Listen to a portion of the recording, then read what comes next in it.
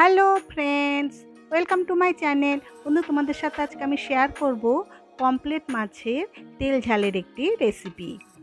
Pomfret মাছে কাঁটা না থাকার জন্যে বাচ্চা বড় সকলেই খেয়ে খুব খুশি হয়। আমাদের বাড়ির বাচ্চারা তো ভীষণই খুশি হয়। আশা করি তোমাদের বাড়ির বাচ্চারাও খেয়ে এটা খুব খুশি হবে। তাই চলো আমরা ঝটপট শিখে নিই কীভাবে বানাবো পমফ্রেট মাছের তেল ঝালের একটি রেসিপি। বন্ধু, আমার ভিডিওটা যদি তোমাদের ভালো লেগে থাকে অবশ্যই একটা লাইক করে দিও। দেখো বন্ধুরা, বাজার থেকে আমি 500 গ্রাম পমফ্রেট মাছ নিয়ে এসেছিলাম। সেই মাছগুলোকে আস্তে আস্তে পাখনাগুলোকে কাঁচির সাহায্যে কেটে নিচ্ছি। পমফ্রেট মাছ কাঁচি দিয়ে কাটলেই বেশি সুবিধা হয়।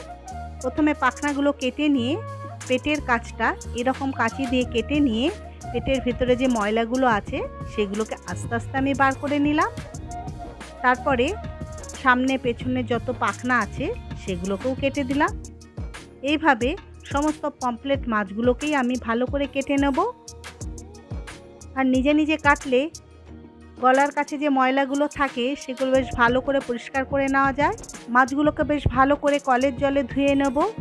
এর পেটের ভেতরে যে ময়লাগুলো বার করেছি সেইখানেও যে জল দিয়ে দিয়ে ভেতরটা বেশ ভালো করে পরিষ্কার করে নেব। দেখো, মাছগুলোকে জল ঝরিয়ে আমি নুন হলুদ মাখিয়ে দিলাম। মাছগুলোকে আমি আর আলাদা করে চিড়ে নিইনি, যেহেতু মাছগুলো অনেক ছোট ছোট সেই জন্য আর আলাদা করে চিড়ে নেওয়ার দরকার পড়েনি। একটু বড় মাছ হলে সেই মাছগুলোকে একটু চিড়ে নিলে মাছের মধ্যে মশলাগুলো বেশ ভালো ঢোকে। বন্ধুরা, তোমরা যারা সমুদ্রের মাছ খেতে ভালোবাসো না বা নোনা জলের মাছ খেতে ভালোবাসো না তারা একটু লেবুর রসও মাখিয়ে নিতে পারো, তাহলে এর যে একটা সমুদ্রের গন্ধ থাকে সেটা আর তোমাদের লাগবে না। এবার একটা কড়াইতে সর্ষের তেল গরম করে মাছগুলোকে 2 থেকে 3 মিনিটের জন্য ভেজে নেব। এক পিঠ 1 থেকে 1.5 মিনিট বাদে ভেজে নিয়ে উল্টে দেবো। তবে বেশি ভাজবো না, বেশি লাল লাল করে ভাজলে পমফ্রেট মাছগুলো শক্ত হয়ে যায় আর খেতে যে মাখনের মতো স্বাদ সেইটা নষ্ট হয়ে যায়। এবার আমি মাছগুলোকে তুলে নেব। দেখো, মাছের জন্য আমি কয়েকটা কাঁচা লঙ্কা চিড়ে নিয়েছি, কালো জিরে আর টমেটো নিয়েছি। এবার মাছ ভাজার তেলেই কালো জিরে কাঁচা লঙ্কাটা দিয়ে দেবো।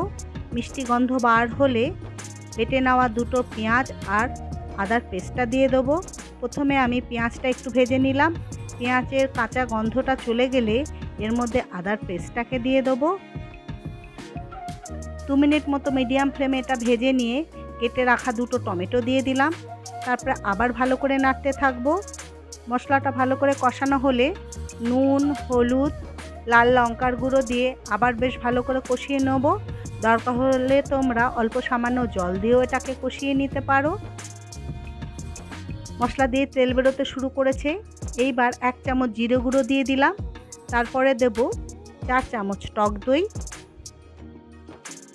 টক দই দেওয়ার জন্যে এই রকম মাছের ঝাল অনেক বেশি টেস্টি হয়ে থাকে। তোমরা এরকমভাবে রান্না করে দেখো, দেখবে খেতে অদ্ভুত সুন্দর লাগে।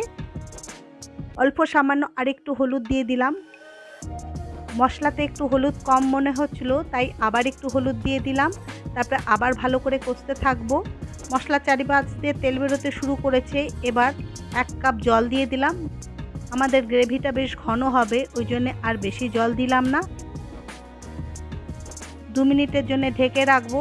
ফুটে উঠলেই ভেজে রাখা পমফ্রেট মাছটা দিয়ে দেবো। তারপরে এটাকে বেশ ভালো করে ফুটতে দেবো। খুন্তির সাহায্যে মাছগুলোকে আস্তে আস্তে আমি ডুবিয়ে দিচ্ছি। এবার এটাকে আমরা 3 মিনিটের জন্য ফুটতে দেবো। 3 থেকে 4 মিনিট মাছের ঝোলটা আমাদের ফুটে গেছে এবং মাছের ঝোলের ওপরে দেখো কেমন তেল ভেসে উঠেছে, অর্থাৎ আমাদের মাছের গ্রেভিটা একদম রেডি হয়ে গেছে। এবার আমরা একটা একটা করে পমফ্রেট মাছ একটা পাত্রের মধ্যে রেখে দেবো।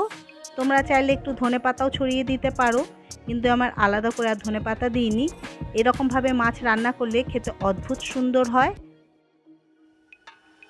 দেখো, তোমরা কত সহজেই শিখে নিলে কিভাবে অসাধারণ স্বাদের পমফ্রেট মাছের রেসিপি বানানো যায়।